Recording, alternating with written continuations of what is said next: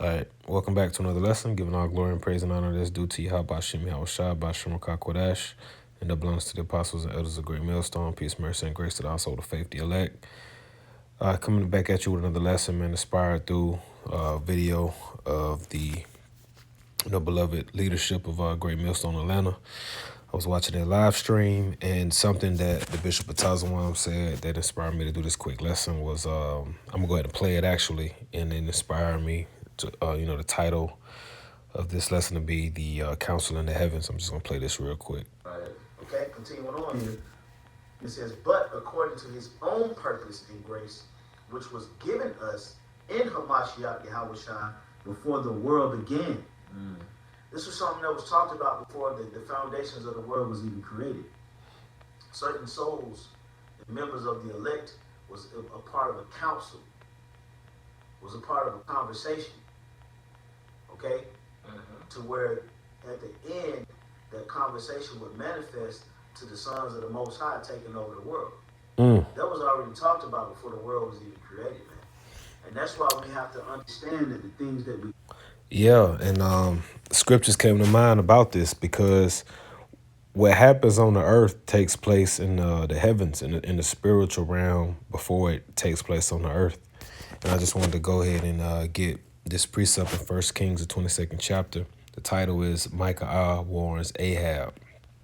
So when you scroll down to 1 Kings 22 and verse, and this is the New King James Version, but this is 1 Kings 22 and verse 19. It says, then Micaiah said, therefore hear the word of the Lord.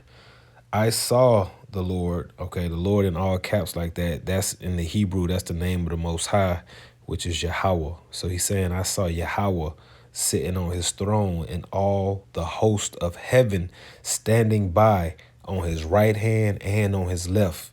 Okay, so he's seeing the Most High, the creator of all flesh. Okay, the Most High, man. Okay, the Most High. He saw the Most High, who was sitting down on a throne like a king, and and all the host of heaven. Host means the armies. Okay, the armies, the angels, standing on his right hand and on his left hand. So he had angels on his right, angels to his left. And Yahweh said, who will persuade Ahab to go up, that he may fall at Ramoth Gilead? So one spoke in this manner. Now, I'm just going to do a quick ChatGPT summary on this chapter so you get the context.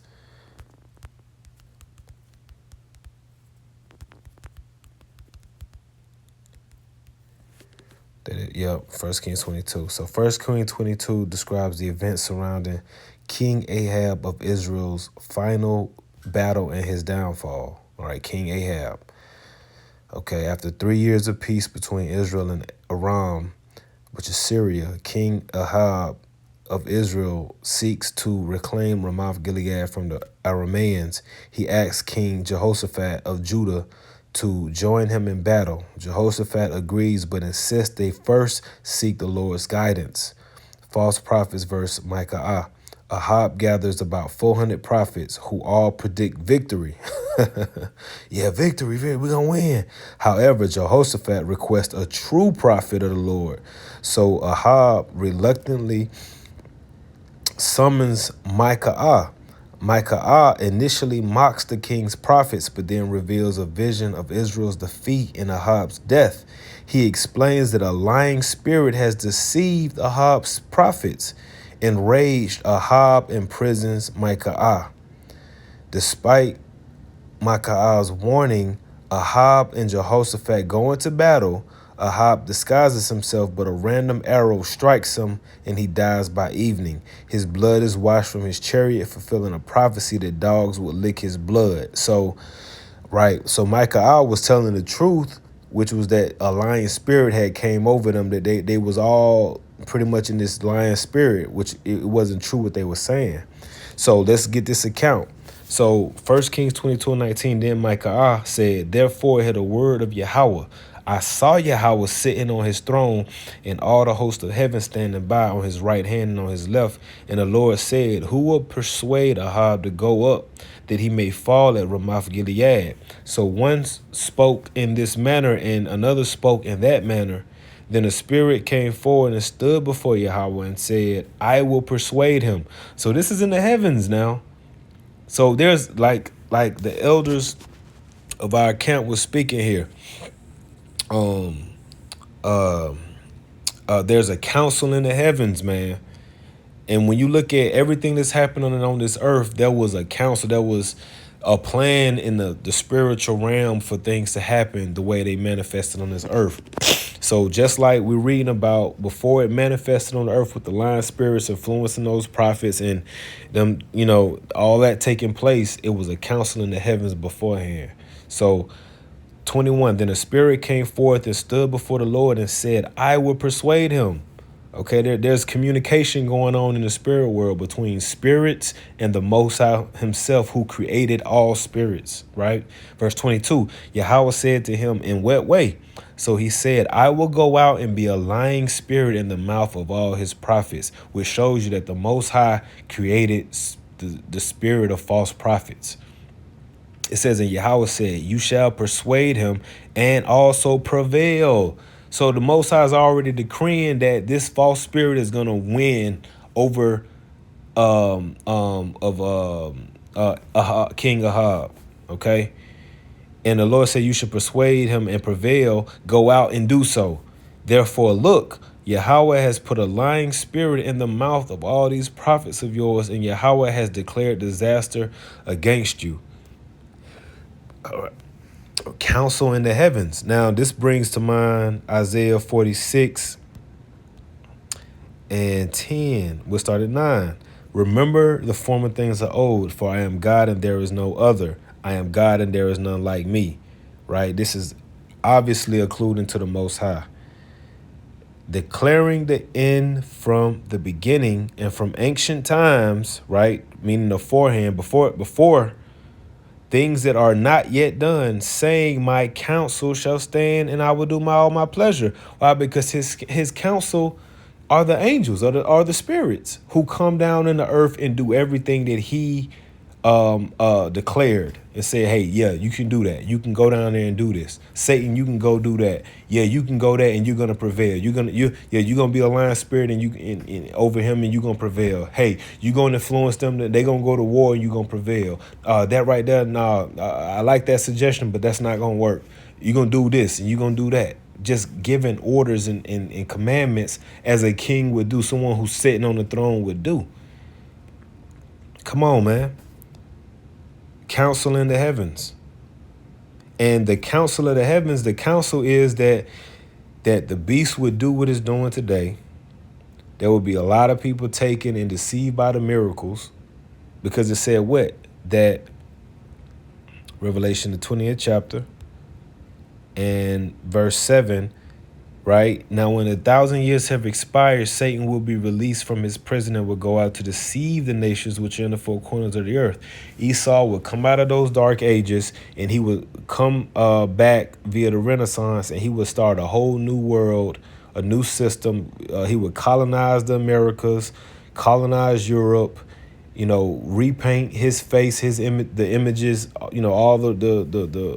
all the important artifacts, and repaint them in his image and likeness, and he would deceive all the earth into thinking that white people are it. And he did that. This was all a part of the counsel of the Most High, because Esau would be the end of the world, which is also counsel of the Most High, which is why it says that in 2nd Esdras, the 6th chapter, and it says that because you look at the time period here, this is Ezra, who was in captivity under the Persians and the Medes, right? He was, when you go here to 2nd Esdras, the 1st chapter, in the 3rd verse, it says, when it goes into his lineage, the son of Aaron of the tribe of Levi, who was captive in the land of the Medes in the reign of Artaxerxes, king of the Persians, which this was the second beast. Esau didn't come into rulership until the fourth beast. The third beast via the Greeks under Alexander, and then later his generals, Hellenization. Then the fourth beast, which was still Esau Edom via the Roman Empire, and then that beast fell, and then the second revival of that beast is where we at right now. So when you go to the 6th verse, starting at the top, and he said unto me, in the beginning, when the earth was made, before the borders of the world stood, or ever the winds blew, before it thundered and lightened, or ever the foundations of paradise were laid, before the fair flowers were seen, or ever the movable powers were established, before the innumerable multitude of angels were gathered together. What were the angels gathered together? Anyway, verse 4, or ever the heights of the air were lifted up, before, because this also goes into what Ether was speaking too, the innumerable multitude of angels together. But verse 4, for or ever the heights of the air were lifted up, before the measures of the firmament were named, or ever the chimneys in Zion were hot, or ere the present years were sought out, or ever the inventions of them that now sin were turned, before they were sealed, they have gathered faith for a treasure. Then did I consider these things, and they all were made through me alone, and through me and through none other, the Most High. Taking credit for what he did. He made all of this. By me also they shall be ended, and by none other. That's why this thing isn't going to nobody else's counsel or any others, plan. It's all going according to the Most High's plan. Because this thing would have been and went some other kind of way. Verse 7, then answered I and said, what shall be the parting asunder of the times? Or when shall the end of the first and the beginning of it that followeth? And he said unto me, from Abraham to Isaac, and when Jacob and Esau were born of him, Jacob's hand held first the heel of Esau. Why is he talking about Esau and Jacob? Why is he talking about that? Because it all goes back to that blessing. Jacob and Esau's blessing. Esau was blessed with the sword and the fatness of the earth. Esau had to fulfill that blessing. And that started when the Greeks came into power. And it fully manifested during the Romans, going into now during the resurgence of Rome via the United States and its European allies, NATO, the EU, the beast system. So it says Jacob's hand first held the heel of Esau, which it was the Lord's counsel that made that happen. So it could be symbolic of Esau coming down via Jacob. Starting with our Lord and Savior Hamashiach Yahushua. Verse 9, for Esau is the end of the world, and Jacob is the beginning of it that followeth, this is the Lord declaring his counsel to our forefather, the scribe and the priest Ezra. You see? So I think I'm gonna close that, man. That's pretty much the point. I just wanted to bring that out. I was inspired to just do a quick 1-2 as I'm listening to them go in on this topic. So I'm gonna go ahead and close there. This was the channel. This was the video. Lord willing, this was edifying, quick, impromptu lesson. All right, on to the next one.